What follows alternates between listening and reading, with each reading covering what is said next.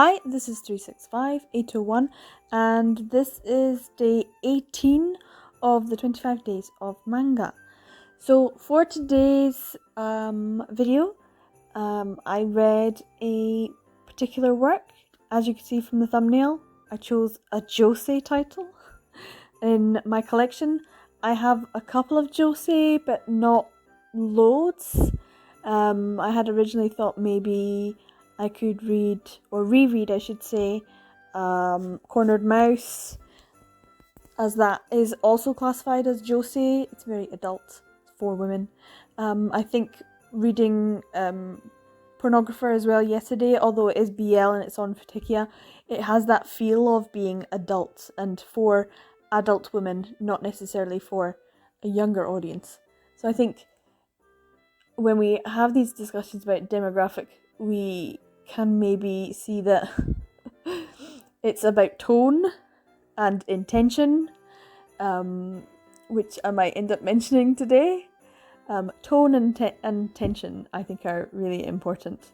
The demographic is for a Japanese audience, it's not really for a Western audience, but also even within Japan, they're broad definitions, as we know.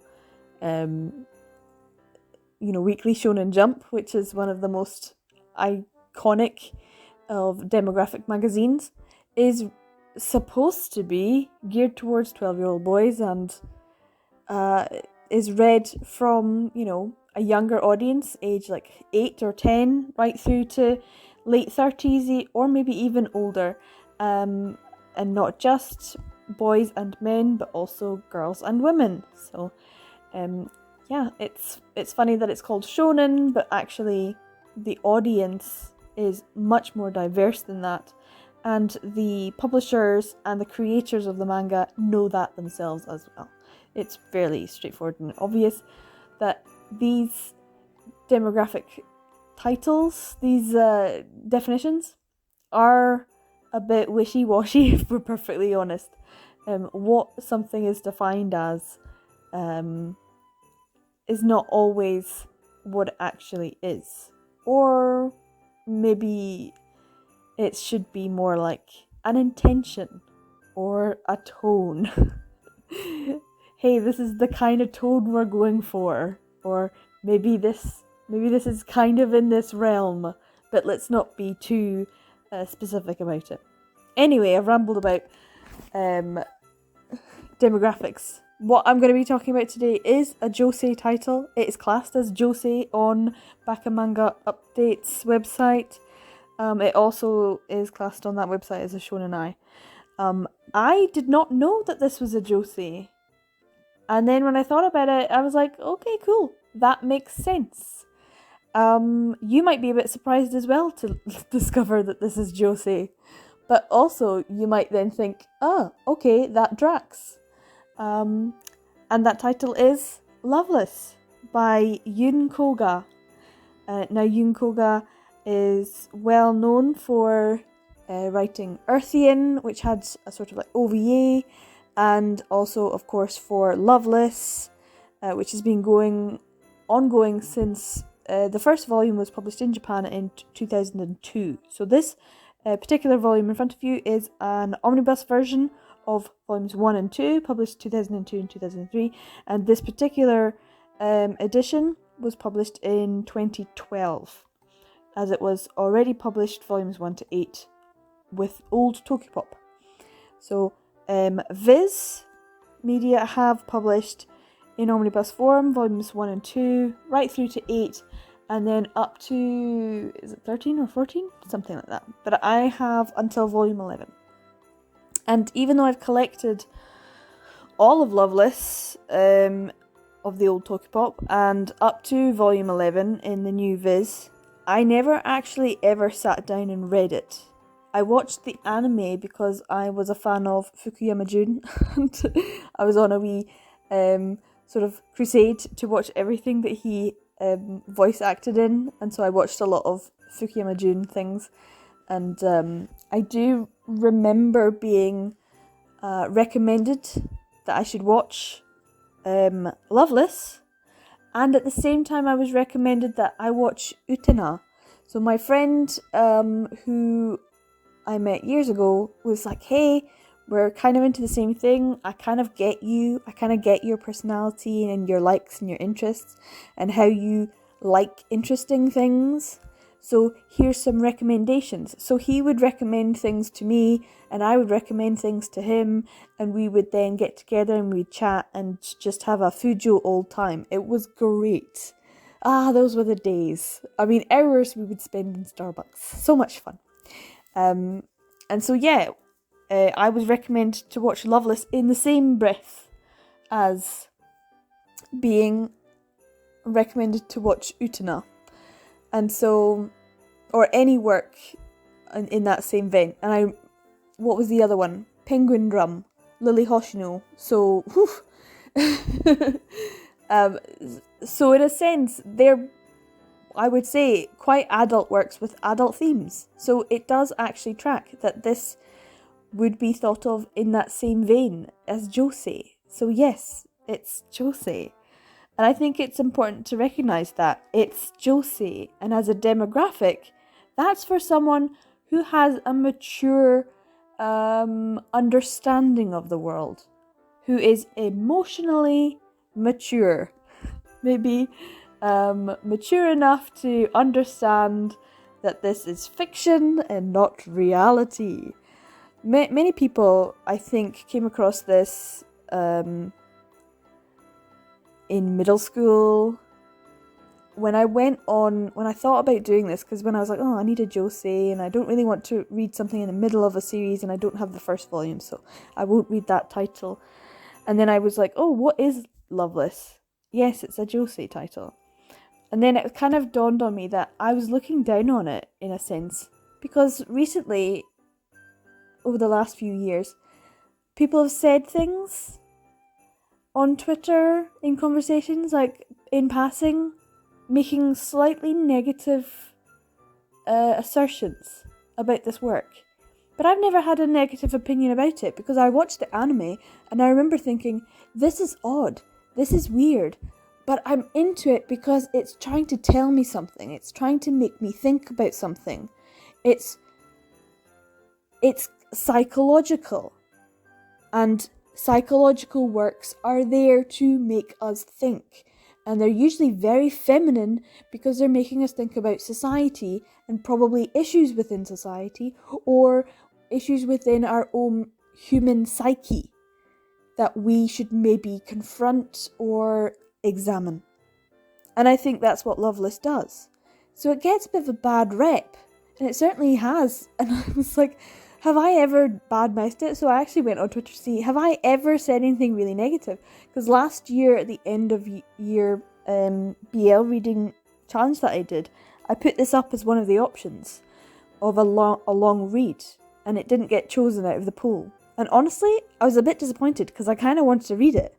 So when I saw it, I was like, yeah, I kind of want to read this. I still have the hankering to read this as a series because I don't actually know that much about it in manga form.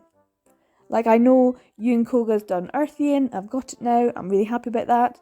I know she did all the character designs for Gundam 00, and that's my absolute fave Gundam. I mean, brilliant, lovely character designs. So, yeah, I didn't have the negative attitude. I've got loads of her art books as well. I bought them all in Japanese. So I don't have a negative opinion on Loveless. But I see little disparaging comments made because people find it icky. And people find it discomforting.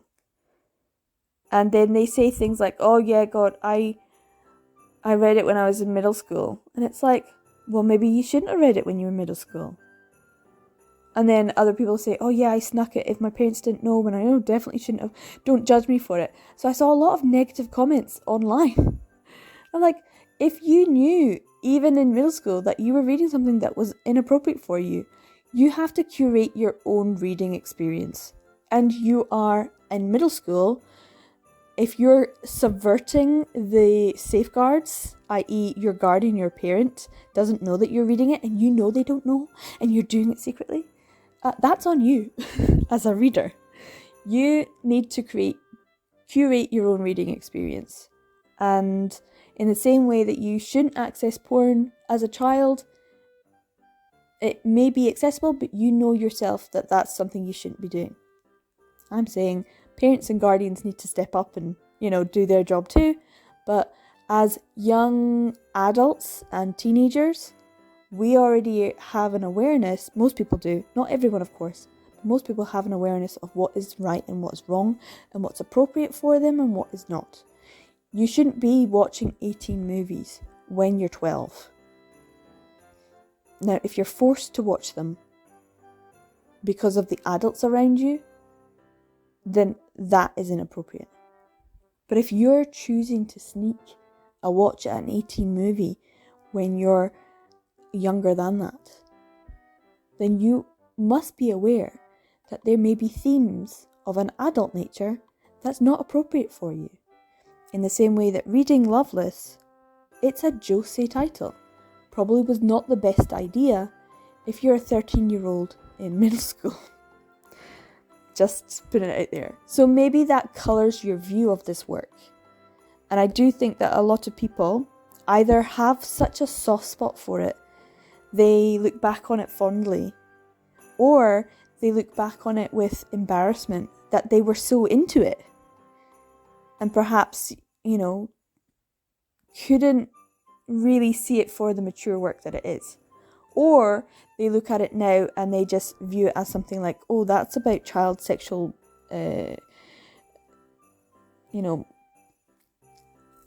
exploitation. And that's not what I've gotten from this work.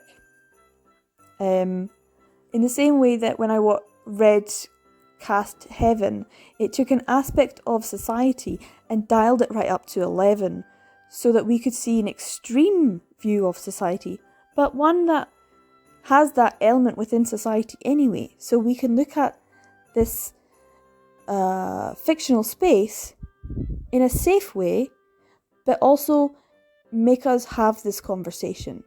In Cast Heaven, we have this hierarchical society, and people are abusive, and they take advantage of those who are lower on the hierarchical scale.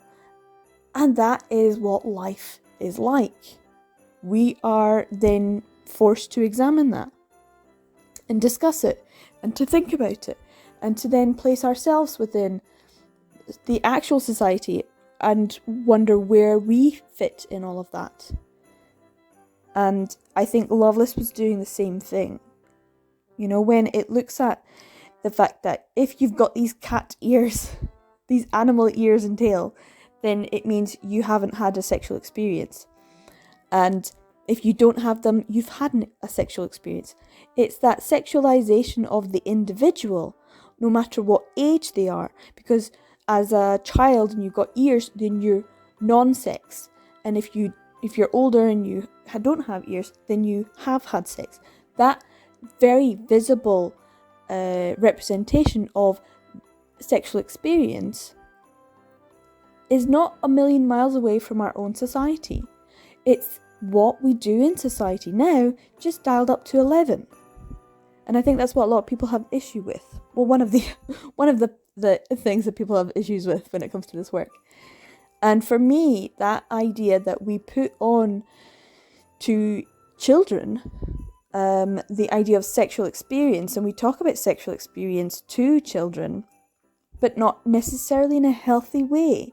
I mean, all it takes is for us to think about how many times the 3 child actors who were in Harry Potter were probably asked if they had girlfriend or boyfriend yet, or was there anyone on set that they had, a crush on. And these are child actors. They would have been asked that question loads. And who are asking the questions? Adults. Adults are the ones who are projecting this sexualization of children onto the children. I mean, all you need to do is think about what happened when Billie Eilish turned 18 for you to fully comprehend that the society in which we live in is sexualizing children, are looking at children either as a sexual object or a non-sexual object, and therefore a sexual object. I don't know. That was my takeaway from reading Loveless, just these first 2 volumes, in terms of what the world building is all about.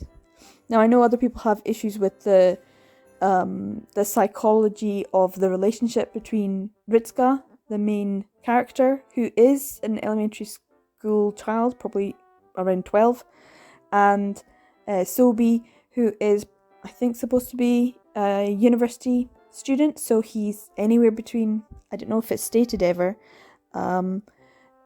18 to 22, so some kind of age. But there's a lot of psychological things in this anyway. Amnesia, some sort of trauma, abuse, neglect, murder, death, the attachment issues. So there's a real psychological aspect to Loveless, and therefore I think it's really deserving of the Josei title. It should be viewed as a Josei title because it's the kind of thing that you need to be mature enough, not necessarily age-wise, but emotionally mature enough to be able to engage with the work in a mature way that's not going to be psychologically damaging to you. You know, you can read things or you can watch things that are psychological and they can have a massive impact on you and how you view the world if you're not ready for it or if you don't engage with it in a healthy way. So yeah, I do think Loveless should be maybe promoted more as Josei. Hey guys, this is a mature title and it's interesting and it makes us think, and that's okay. And if you don't want to engage, that's okay too, but maybe be mature about it as you know you should. Yeah, I wouldn't recommend this to everyone because there are going to be a lot of people who are not going to want to engage, and that's okay as well. But for me, I found it very interesting. It kind of was nostalgic because I watched the anime, and so I could remember some of it. And it also made me think about when I first watched it and my friend and all of that. And so it was a very pleasing memory to me. And I also really love Yun Koga's artwork. It's beautiful, absolutely stunning. So yeah, I have no issues with this. I'm in the Josei category. Personally, so I'm fine with this work. It's tailored towards me. I can look at it and I'm not offended in any way. So yes, if you are interested in Loveless or if you have a different take on it, I would be interested to hear what that might be, if it's nostalgic for you as well. It does make me want to read the rest of it. I know it's on hiatus, so I don't know if we're going to get it. But yes, Loveless is still being published, or at least it's still in